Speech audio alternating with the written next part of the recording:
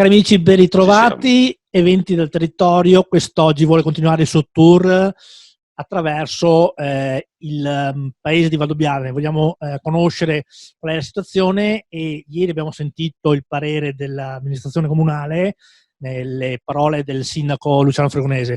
Quest'oggi iniziamo invece con i commercianti, che sono quelli che dalle ristrettezze dei vari decreti ne stanno risentendo più o meno tutti quanti. Partiamo da quelle però che hanno subito le maggiori ristrettezze, quindi gli agriturismi e tutte quelle attività di gestione del pubblico in pratica.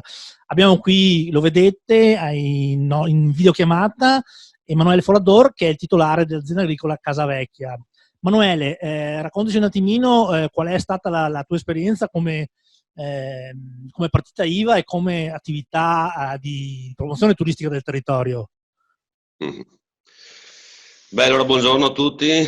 Innanzitutto, questa è stata una cosa nuova per tutte le attività, ha messo in difficoltà parecchio tutti quanti. Noi dall'aspetto agrituristico e turistico, quindi alloggi, ci ha penalizzato totalmente al 100%. Noi dal giorno delle restrizioni, la mattina stessa abbiamo avuto un fuggi generale degli ospiti, presi dal panico, alle 7:30 di mattina erano già fuori, colazione fatta e fuori.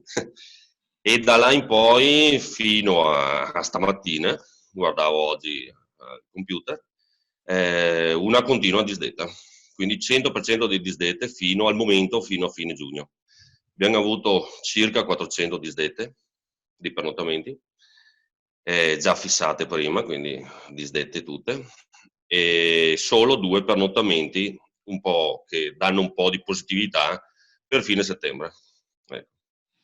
Quindi una situazione drastica che veniva proposto questa mattina dall'assessore Caner regionale, un bonus per tutti i cittadini italiani che decidessero di trascorrere le vacanze in Italia presso le vostre strutture. Tu cosa ne pensi? Beh, questa non l'avevo sentita, può essere un incentivo, un'idea, sì. Io aggiungerei anche che bisognerebbe fare una cosa un po' collettiva, sperando che la situazione si risolva prima possibile per tutti, di cercare di mettere appunto un po' di più positività, un po' di più tranquillità. Ho notato sulla gente comune che c'è tanta paura, almeno nelle nostre zone, c'è tanta paura proprio, appunto, chiaramente la gente non si muove da casa, però questo se lo porteremo avanti anche dopo, una volta che le attività inizieranno a lavorare, perché la gente ha troppa paura, quindi bisognerebbe fare un lavoro anche di sensibilizzare, di ammortizzare un po' tutto questo, tutta questa situazione, ecco. Chiaramente con i tempi, ai tempi giusti, non adesso che non ne siamo ancora fuori sicuramente.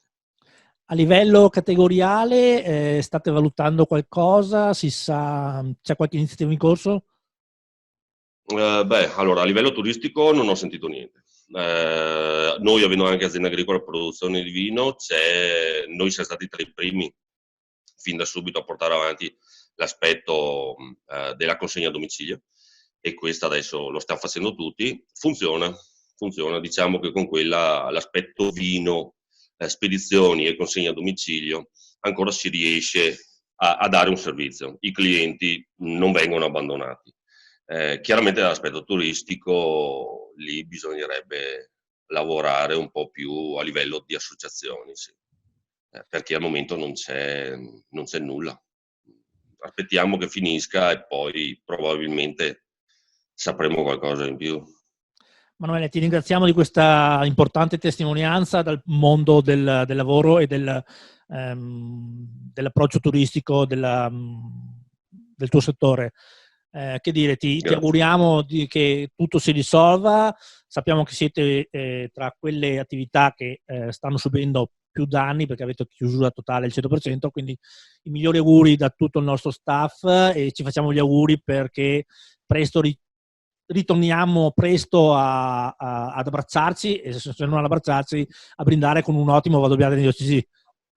Esatto, certo, certamente. Questo verrà fatta una festa enorme a fine di tutta questa situazione.